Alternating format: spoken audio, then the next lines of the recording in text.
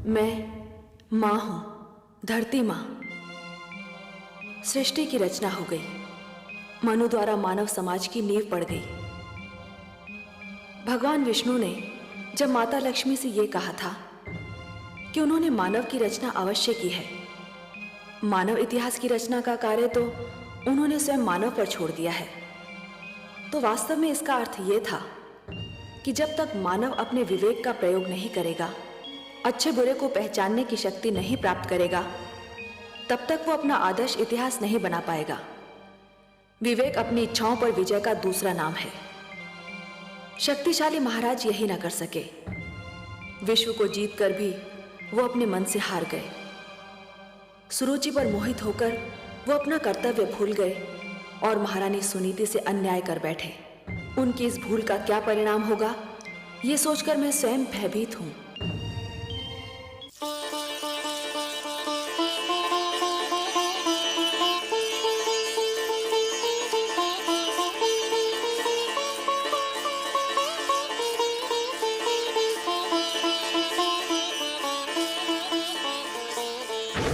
ठहरिए राजकुमार ध्रुव, आप अंदर नहीं जा सकते।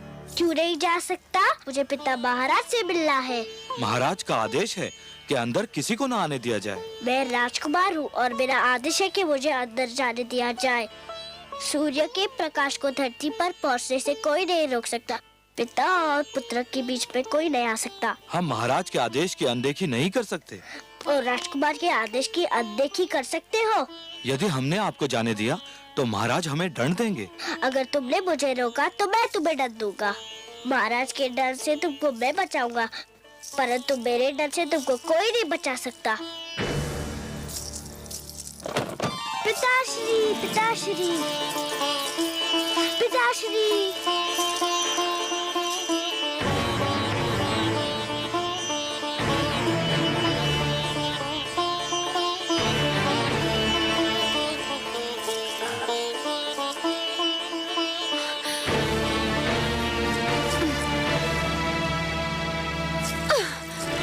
पिताश्री,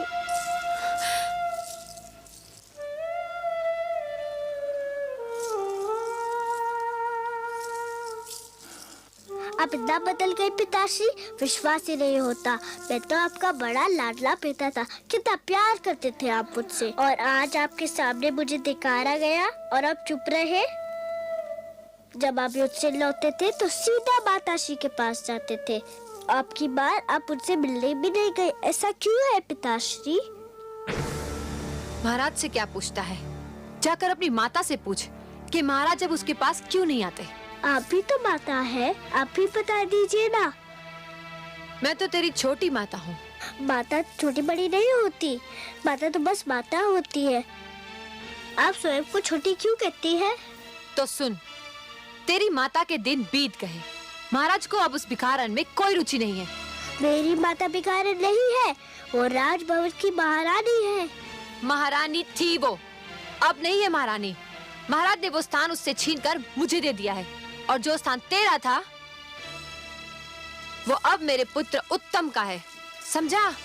उत्तम मेरा छोटा भाई है, उसे जितना भी मिले मुझे उतना ही हर्ष होगा। मैं और कुछ नहीं चाहता, बस पिताश्री का प्यार चाहता हूँ और उसकी गोद में बैठना चाहता हूँ। गोद में बैठने की इतनी इच्छा थी तो तुझे मेरी कोख से जन्म लेना चाहिए था। पर इसमें तो मेरा कोई दोष नहीं माते। दोष तेरा नहीं, तेरी माता का है। पिताश्री, महाराज तेरी कोई सहायता नहीं कर सकते। अब तो भगवान ही तुझे महाराज की गोद में बिठा सकते हैं। जाकर भगवान विष्णु की तपस्या कर और उनसे प्रार्थना कर कि अगले जन्म में तुझे मेरी कोख से जन्म दे और महाराज के गोद में बैठने के योग्य बनाए।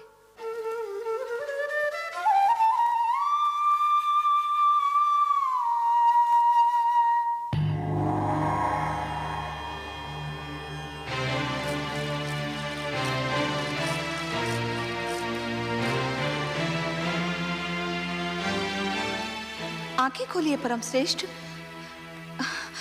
देखिए कितना अन्याय हो रहा है। सुरुचि ने कितनी निर्ममता से उस नन्हे से बालक का हृदय तोड़ दिया।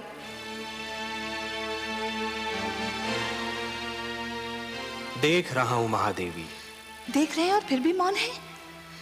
यही तो उत्तानपाद भी कर रहा था। मैं तो देवलोक की हूं, मुझ में ये साधारण मानवीय भावनाएं नहीं होनी चाहिए थी, किंतु ध्रुव के साथ हो रहे दुर्व्यवहार को देखकर मेरा भी मन भर आया है। आपका मन इसलिए भर आया है देवी कि आप स्वरूप में नारी हैं और हर नारी में एक माता छिपी होती है। दया, करुणा और ममता नारी की विशेषताएं हैं। नारी तो सुरुचि भी है त्रिलोकीनाथ, किंतु विश्वास नहीं होता कि इतने सुंदर नारी का मन इतना कठोर भी हो सकता है। हर वस्तु जो चमकती है वो कुंदन नहीं होती देवी। आवश्यक नहीं कि हर सुंदर स्त्री का मन भी कोमल हो। सुरुचि लालसा की मूर्ति है, परंतु ध्रुव के साथ जो कुछ हो रहा है उसमें सारा दोष सुरुचि का नहीं है। सबसे बड़े दोषी तो महाराज उत्तानपाद हैं। परिवार मानव समाज की सबसे छोटी परंतु सबसे महत्वपूर्ण इकाई है। हमने पृथ्वी पर रहने वालों के लिए कुछ नियम दिए हैं और उनके अनुसार एक पिता परिवार का स्वामी होता है। पुत्र को प्यार देना, उसका संरक्षण करना पिता का कर्तव्य है।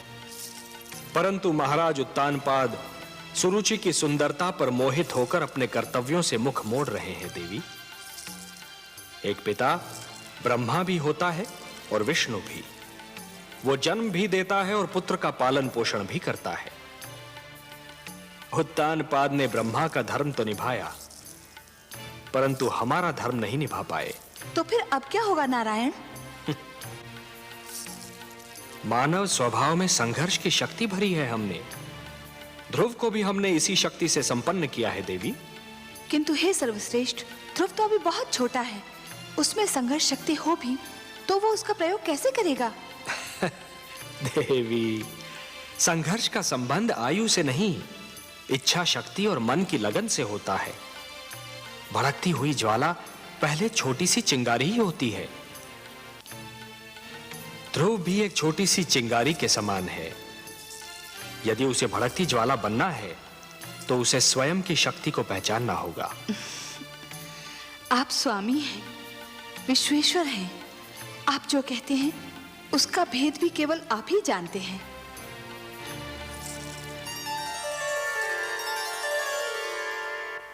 इसीलिए मैं तुझे वहां जाने से रोक रही थी।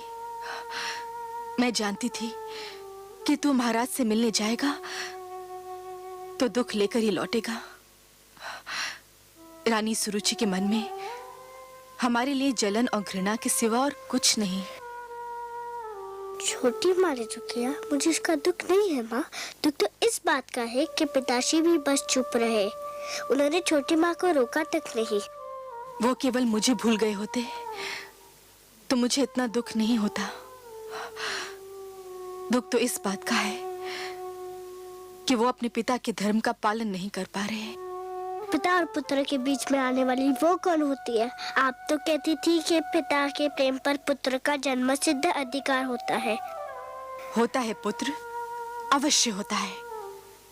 ठीक उसी प्रकार जिस प्रकार सूरज की धूप पर धरती का अधिकार होता है। किंतु कभी कभी काली घटा यूं सूरज की धूप और धरती के बीच आ जाती है,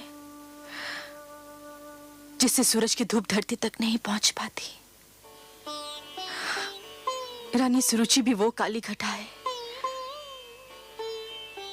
जिसने पिता के प्रेम को पुत्र तक पहुंचने से रोक रखा है। मैं तो उनका बहुत आदर करता था, पर उन्होंने आपको बेकारन कहा तो मुझे बहुत बुरा लगा। आश्चर्य तो ये है कि पिताश्री भी इस पर भी कुछ नहीं बोले। भूल जाओ पुत्र, भूल जाओ इन बातों को। कुछ विष स्वाद में मीठे होते हैं, किंतु होते तो विष है ना। महाराज पर भी ये भेद एक दिन अवश्य खुल जाएगा कि रानी सुरुचि एक मधुर विष है। मैं भगवान विष्णु से प्रार्थना करती हूं कि महाराज की आंखें खुल जाएं। भगवान विष्णु, छोटी भाभी यही नाम ले रही थी कि मुझे पिताश्री के गोद में बैठने का अधिकार अब भगवान विष्णु ही दिला सकते हैं। हाँ पुत्र, महाराज की गोद तो क्या, वो अपनी गोद में बैठने का भी अधिकार दिला सकते हैं। वो महाराजाओं के महाराज हैं, सम्राटों के सम्राट हैं, परम बलवान, सर्वशक्तिमान है। पुत्र, तुम देखोगे वो कैसे लगते हैं? हाँ, आओ आओ।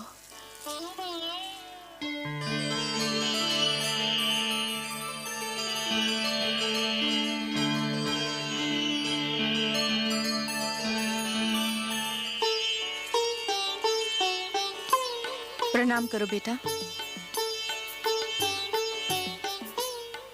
ये है हमारे विष्णु भगवान, लक्ष्मीपति नारायण, जिनकी मैं नित दिन पूजा करती हूँ। मैं भगवान विष्णु के पास जाऊँ कब आते?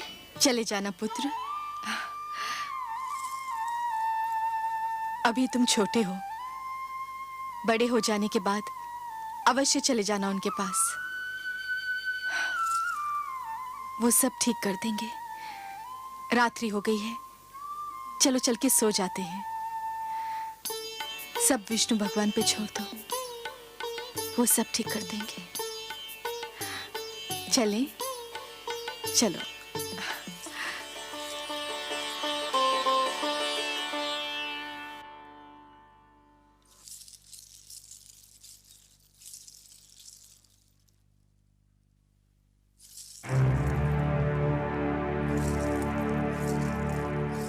कहाँ चले महाराज?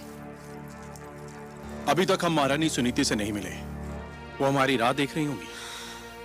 जानती थी, मैं जानती थी कि आपकी सारी बातें झूठी है। आपका प्यार भी एक दिखावा है। कौन सी बातें झूठी थी? यही कि सुरुचि, तुम्हारे पास आकर मैं सारे संसार को भूल जाता हूँ। सब झूठ। संसार तो क्या, आप एक नारी को नहीं भूल पाए। रह रहकर उसका प्रेम आपके मन को बांध लेता है। मुझसे तो बस 4 घड़ी का ही प्रेम है आपको। यह बात नहीं है सरुचि।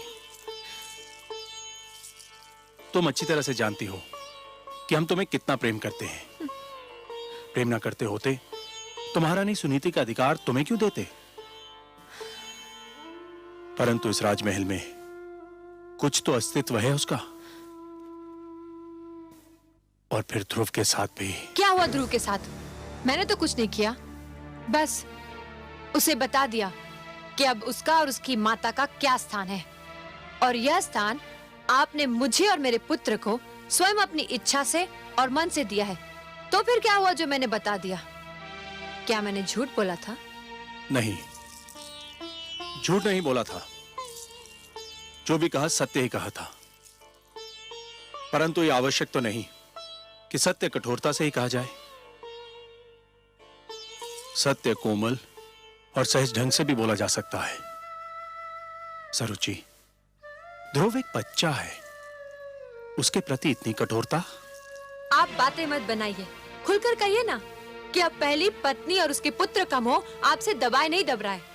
उनसे मिलने, उनके पास जाने की इच्छा आपके मन में अंगड़ाइयां ले रही है। और सुनीति से दूरी अब आपसे सहन नहीं हो पा रही। तो जाइए, तुरंत जाइए ना। मेरे भाग्य में तो अकेले रहना ही लिखा है। अब मैं आपको नहीं रोकूंगी। जाइए जाइए। और मैं हूँ भी कौन आपको रोकने वाली? अरे ये क्या, आप तो अकारण रोने लगी। अकारण? जो हर पल आपके पास रहना चाहती हो, उसे छोड़कर आप जाएंगे तो रोना नहीं आएगा? अच्छा चलो, आप जीती, हम हारे।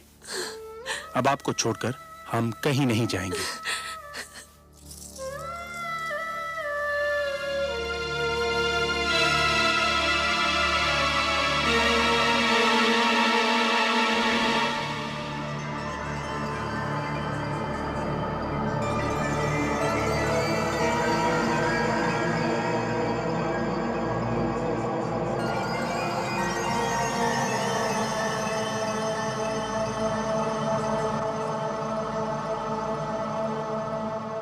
महाराज तेरी कोई सहायता नहीं कर सकते। अब तो भगवान ही तुझे महाराज की गोद में बिठा सकते हैं। जाकर भगवान विष्णु की तपस्या कर और उनसे प्रार्थना कर कि अगले जन्म में तुझे मेरी कोख से जन्म दे और महाराज की गोद में बैठने के योग्य बनाए।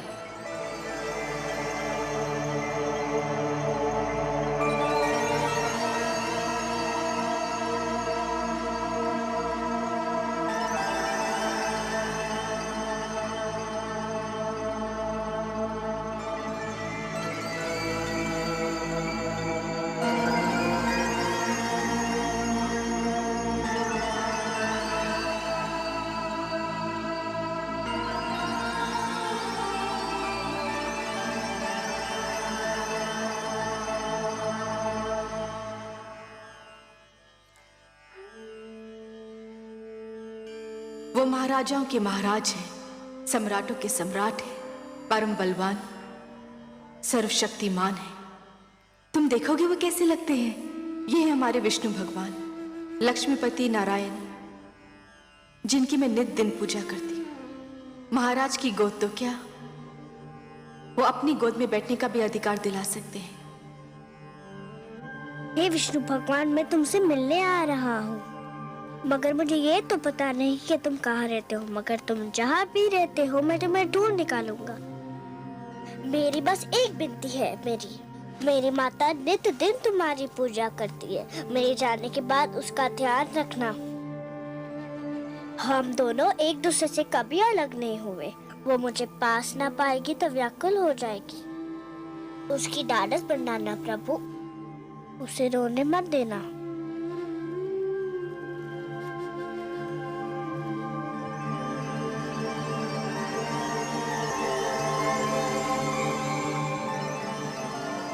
मैं तुम्हें सोता छोड़कर जा रहा हूँ, क्षमा कर देना मुझे। तुम जागती होती तो मुझे कभी ना जाने देती। पर देखो मुझे न पाकर व्याकुल मत होना। मैं भगवान विष्णु को ढूंढने जा रहा हूँ। वही तुम्हारा खोया हुआ स्थान दिलाएंगे और मुझे भी। मैंने भगवान विष्णु की मूर्ति से कह दिया है कि वो तुम्हारा ध्यान रखे। मुझे विदा दो माते, मुझे विदा दो।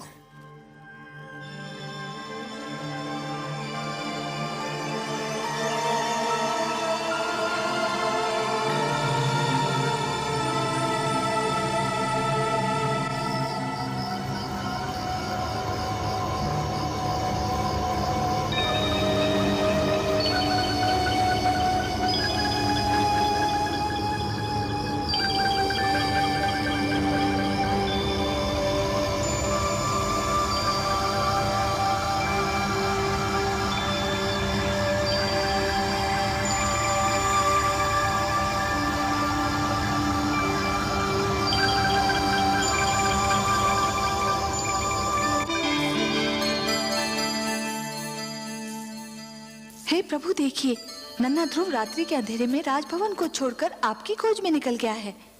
हाँ देवी, वो अपने मन की लगन को दबा नहीं पाया। परंतु हे सर्वव्यापी, वो तो क्षीर सागर का मार्ग भी नहीं जानता। देवी, एक यात्री के लिए सबसे कठिन क्षण वो होता है जब वो किसी अनजान यात्रा के उद्देश्य से मार्ग पर प्रथम पग धरता है। फिर तो मार्ग में सहस्त्रों घने पेड़ मिल जाते हैं जो उसके पैरों तले शीतल छांव बिछाने को तैयार रहते हैं। फिर मार्गदर्शक भी मिल जाता है, और मार्गदर्शक तो गुरु होता है देवी। परंतु हे सर्वश्रेष्ठ, वो तो अभी एक बालक है। उसे इस यात्रा में कितना दुख झेलना पड़ेगा। महादेवी, बूंद जब किसी मेघ की गोद से निकलती है तो उसके मन में असंख्य आशंकाएं होती हैं। सोचती है कि उसका अंत क्या होगा। क्या वो किसी मरुस्थल की सुलगती रेत पर गिरेगी और सूख जाएगी, या किसी सुलगते अंगारे पर गिरेगी और भस्म हो जाएगी, या फिर किसी कांटे पर गिरेगी और उसका शरीर छलनी हो जाएगा। क्या होगा उसका अंत। परंतु जब वो किसी सीप के मुख में गिरती है और मोती बन जाती है, तब उसे यह ज्ञान होता है कि उसकी यात्रा शुभ थी। आपकी बातें आप ही जाने परमेश्वर, किंतु आज्ञा हो तो एक बात कहूं। आप तो हमारी अर्धांगिनी है, हमसे कुछ कहने के लिए आपको हमारी अनुमति और आज्ञा की आवश्यकता नहीं है देवी। कहिए, अवश्य कहिए।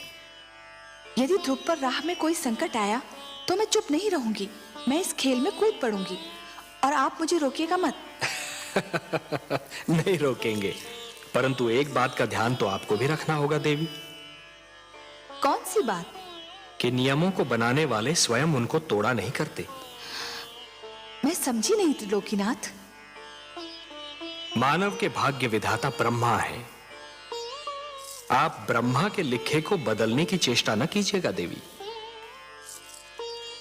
ध्रुव हमको ढूंढता हुआ आ रहा है और इस राह में उस पर वही बीतेगी जो ब्रह्मा ने उसके भाग्य में लिख दी है। वो हम तक पहुंच पाएगा या नहीं, ये तो केवल ब्रह्मा ही जाने। परंतु इस बालक के लिए आपके मन में इतना स्नेह क्यों उमड़ रहा है देवी? मैं नहीं जानती प्रभु, पर न जाने क्यों ऐसा लगता है जैसे ध्रुव मेरी ही संतान हो। इतना महान स्थान दे दिया उसे आपने। क्यों? क्या वो इस स्थान के योग्य नहीं? इतनी छोटी सी आयु में इतना बड़ा निर्णय, इतना दृढ़ निश्चय, ये सब महानता के लक्षण नहीं है तो और क्या है? उसे अपनी महानता सिद्ध तो कर लेने दीजिए। अवश्य, परंतु ध्रुव पर अगर कोई संकट आया तो मैं सहन नहीं कर पाऊंगी। ऐसा कब तक चलेगा दलनायक जी? क्यों, क्या हुआ? क्या हुआ? अरे इतने दिन हो गए, कोई भी यजमान हाथ नहीं आया। अगर यही दशा रही तो हम सब भूखे मर जाएंगे। बात तो तुमने ठीक कही है मित्र, पर क्या किया जाए? लगता है यात्री ये मार्ग ही भूल गए हैं। इतने लोगों को लूटा है हमने कि लोगों ने इधर से आना जाना ही छोड़ दिया है। अरे वो देखो! अरे शिकार आ गया।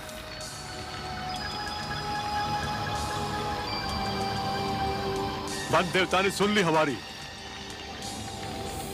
कोई बालक है। कोई भी हो, लगता धनी है। सारा शरीर गहनों से ढका है। गहने छीनकर ठिकाने लगा देंगे। गहने छीनने तक तो ठीक है, पर इतने छोटे बालक को मारना। मती मारी गई है तुम्हारी। यदि कोई राजकुमार हुआ तो इसे छोड़ दिया तो जाकर राजा की सेना ले आएगा और हम सब चुन चुन कर मार दिए जाएंगे। चलो।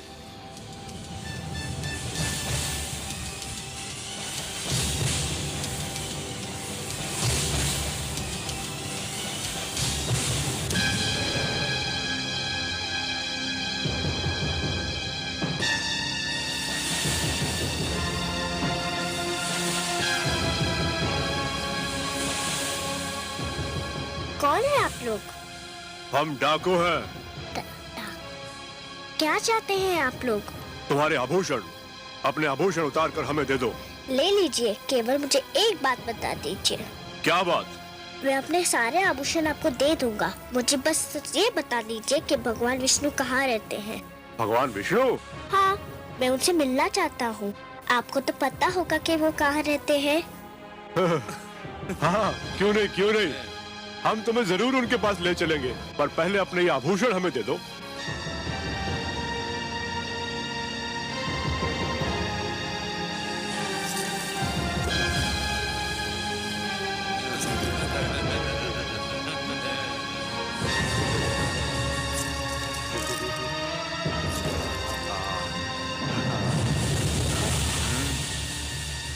आओ हमारे साथ।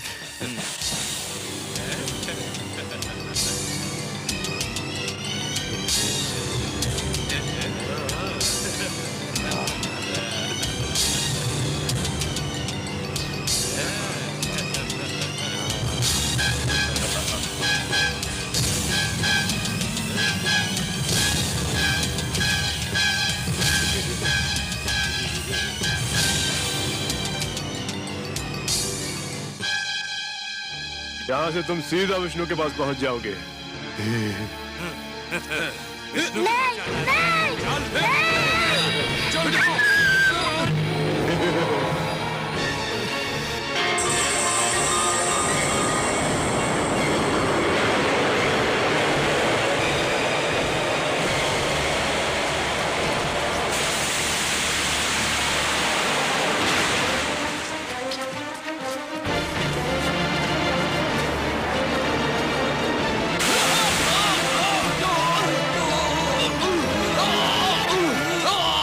मार डालो उसे, मार डालो।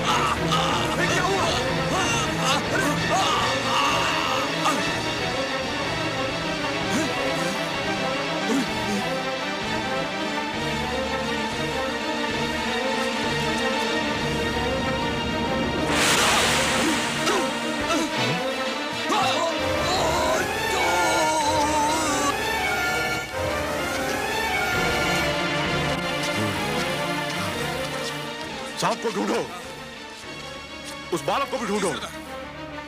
वो देखो,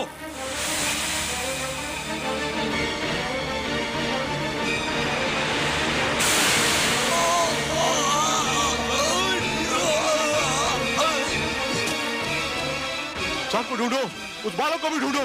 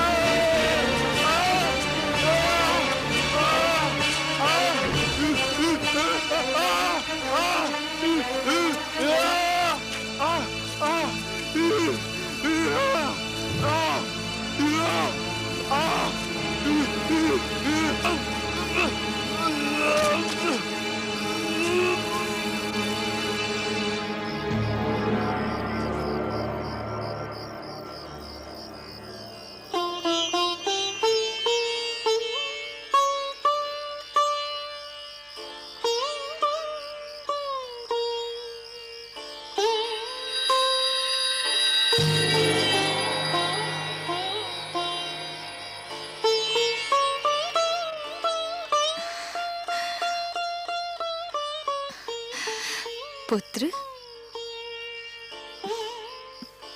आप कौन है माता? तुमने तो माता कहकर स्वयं ही बता दिया कि मैं कौन हूँ। अब मैं क्या बताऊं? समझ लो तुम्हारी माता ही हूँ। इन लोगों को क्या हुआ? इनको इनके किए का दंड मिल गया। ये लुटेरे थे और तुम्हें मार डालना चाहते थे। परंतु ये बताओ, इतनी रात्रि को तुम अकेले कहाँ जा रहे थे? मैं भगवान विष्णु से मिलने जा रहा हूँ। मेरी मानो तो तुम घर लौट जाओ, अभी तुम बहुत छोटे हो। मैं उनसे मिले बिना घर नहीं जाऊंगा। अच्छा, अब रात्रि बहुत बीत चुकी है। भोर होते ही ढूंढ लेना अपने भगवान विष्णु को। आपको पता है कि भगवान विष्णु कहाँ रहते हैं? मुझे उनसे मिलने का मार्ग बता दीजिए तो आपकी बहुत कृपा होगी। मेरे वश में होता तो मैं ले जाकर तुम्हें उनकी गोद में ही बिठाती, किंतु मैं विवश हूँ। सुनो पुत्र, तुम थक गए होगे, तनिक विश्राम कर लो। विश्राम तो मैं अपने भगवान विष्णु से मिलने के पश्चात ही करूँगा। बड़े हठी हो तुम।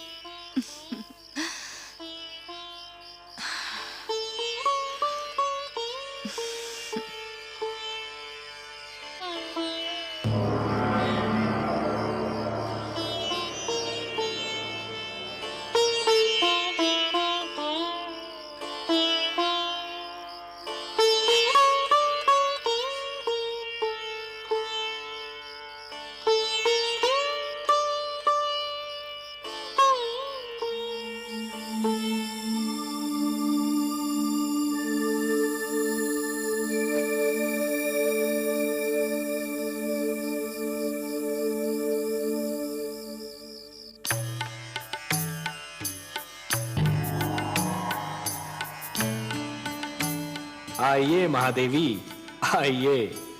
आज तो आपने हमको भी अचरज में डाल दिया। अचरज में? और वो भी आपको मायापति?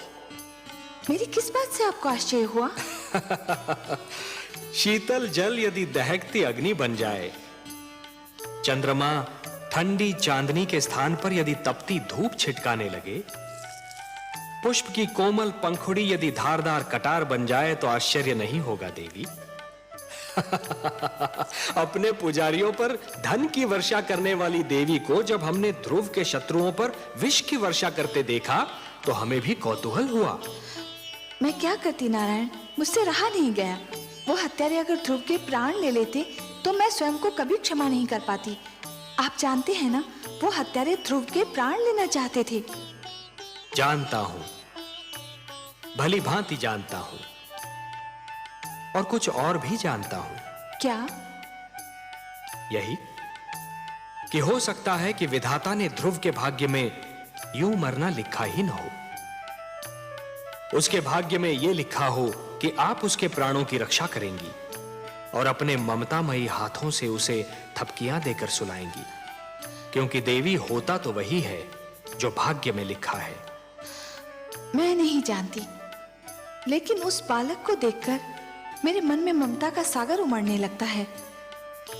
नारायण, वो कितनी लगन से आपको ढूंढ रहा है। आप स्वयं जाकर उसे अपने दर्शन क्यों नहीं देते?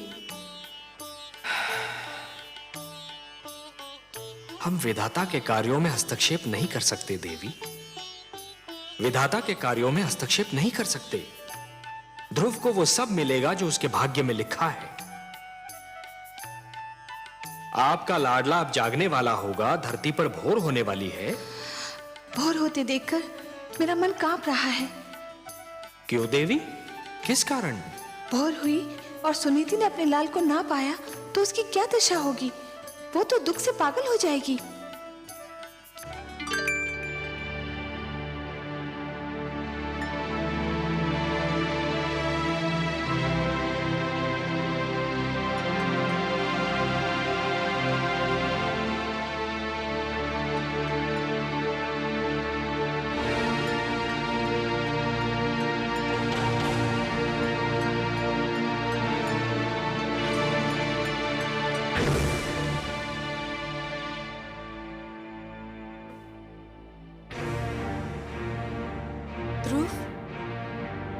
ध्रुव,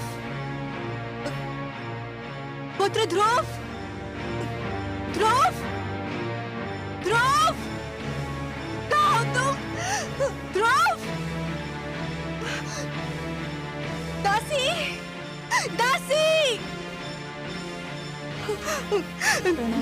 तुमने मेरे पुत्र को कहीं देखा है? तुमने देखा है? तो आपके कक्ष के बाहर निकलते ही नहीं देखा।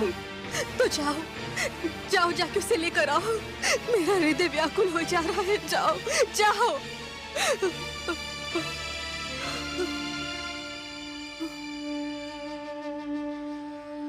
महाराज ध्रुव को अवश्य ढूंढ निकालेंगे। हाँ, मुझे महाराज के पास जाना चाहिए। मुझे महाराज के पास जाना चाहिए। क्षमा करें महारानी, किंतु आप महाराज से ना मिले तो अच्छा है। ना मिलो उनसे? क्यों ना मिलो उनसे? पता नहीं वो आपसे मिले भी या ना मिले। रानी सुरुचि भी उनके पास उनके कक्ष में है। रानी सुरुचि ने आपसे ना मिलने दिया तो आपको दुख होगा। संतान के खो जाने से बड़ा दुख और क्या हो सकता है? इससे बड़ा दुख मुझे और कोई क्या दे सकता है? महाराज ध्रुव के पिता हैं। मुझे उनसे मिलना ही चाहिए।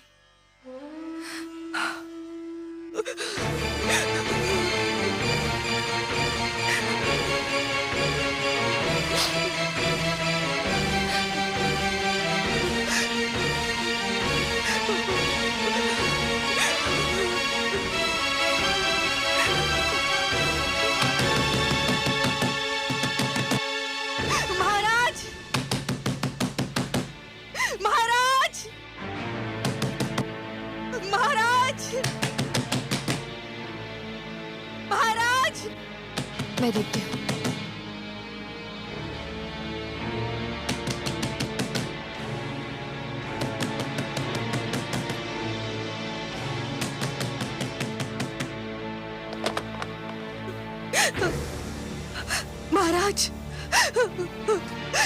महाराज, महारानी सुनीति, क्या बात है? क्या हुआ? महाराज, हमारा पुत्र ध्रुव। क्या हुआ पुत्र ध्रुव को? बहुत बड़ा अनर्थ हो गया। न जाने कहाँ चला गया हमारा पुत्र, न जाने कहाँ चला गया ध्रुव। चला गया? कहाँ चला गया? कहाँ चला गया होगा? अरे यहीं कहीं राजभवन में खेल रहा होगा। दासियों ने राजभवन का कोना कोना छान मारा है, उसका कहीं पता नहीं चला। महाराज, आप उसे ढूंढ निकालिए, नहीं तो मैं रो रो के अपने प्राण दे दूंगी। महारानी सुनीति, महाराज उसे कहाँ ढूंढेंगे? आपका पुत्र आपके पास था, महाराज को क्या पता कि वो कहाँ होगा? महाराज, मेरा सब कुछ छीन लीजिए, किंतु मेरा लाल मुझे लौटा दीजिए। एक उसी का तो सहारा था मुझे, उसी का मुख तो देख देख के जीती थी मैं। धीरज रखिए महारानी सुनीति। कैसे धीरज रखूं? कैसे धीरज रखूं? उसने कहा था कि वो भगवान विष्णु से मिलना चाहता है। मैं समझी कि वो बचपने में कह रहा है। भगवान विष्णु से मिलने? हाँ, आपसे मिलने के पश्चात वो बहुत उदास हो गया था, न जाने कहाँ भटक रहा होगा वो। अगर वो मुझे नहीं मिला ना, तो मैं आपको कभी भी क्षमा नहीं करूंगी। मैं आपको कभी भी क्षमा नहीं करूंगी। मैं आपको कभी भी क्षमा नहीं करूंगी। महारानी सुनीति, महारानी सुनीति, महारानी सुनीति, महारानी सुनीति, महारानी सुनीति मूर्छित हो गई हैं। जल्दी से जल लेकर आइए। आपको दिखाने के लिए ढोंग कर रही है, ये सब आडंबर है।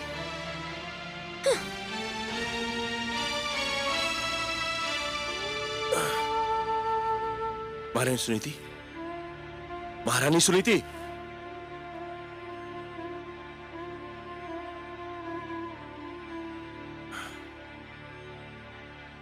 दासी, जल्दी से जल लेकर आओ।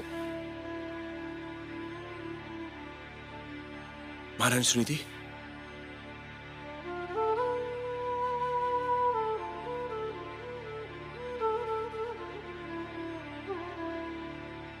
महारानी सुनीति, महारानी सुनीति, ध्रुव, ध्रुव,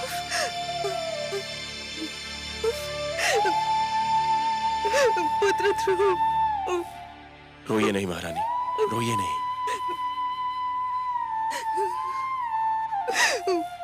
वो भगवान विष्णु से मिलने का हट कर रहा था। मुझे क्या पता था कि वो स्वयं ही चला जाएगा। घबराइए नहीं महारानी, वो चला भी गया है तो बहुत दूर तक नहीं गया होगा। आप अपने कक्ष में जाइए, मैं तुरंत ही अपने सैनिकों को ध्रुव को ढूंढने के लिए भेजता हूँ। सैनिकों को भेजोगे? स्वयं नहीं जाओगे अपने पुत्र को ढूंढने? पिताश्री आप? पर तुम कैसे जाओगे? जो स्वयं मोह की राहों में भटक रहा हो वो किसी को क्या ढूंढेगा?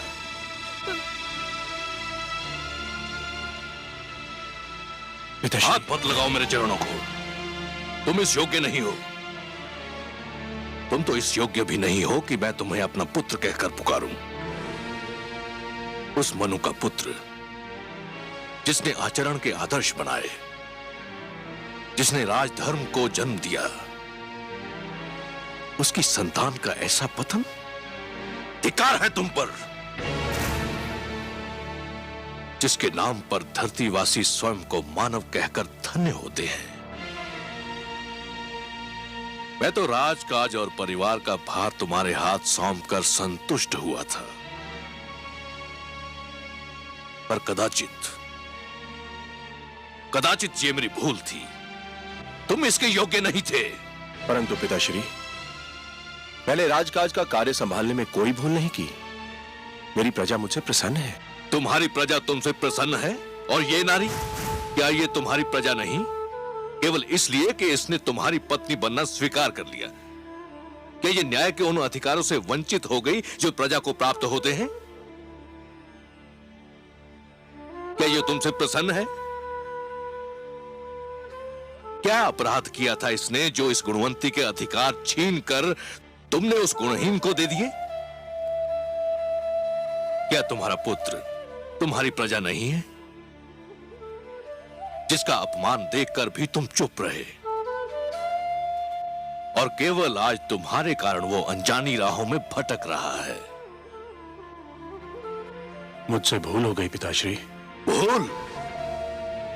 भूल मान लेने से भूल के दुष्परिणामों का अंत नहीं होता। भूल सुधार चाहती है, लेकिन उसकी सारी संभावनाएं तुमने समाप्त कर दी हैं। पौत्र ध्रुव तुम्हारा घर छोड़कर जा चुका है।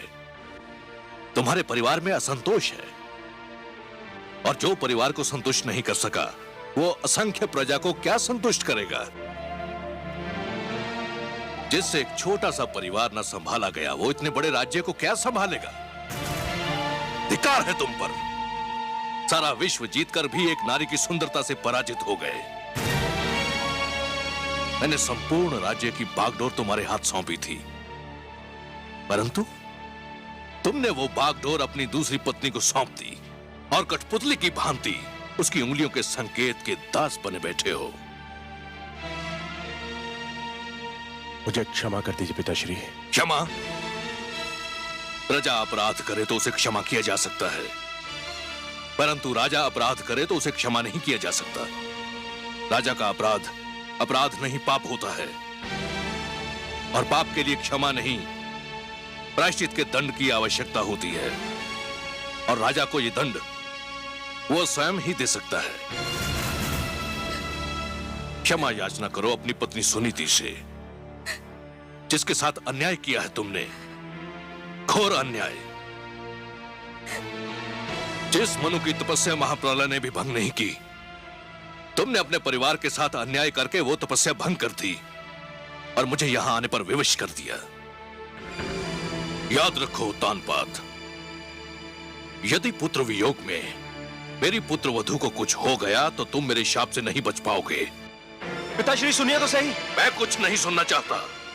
पिताश्री, पिताश्री मुझे इतना कड़ा डंडा दीजिए पिताश्री।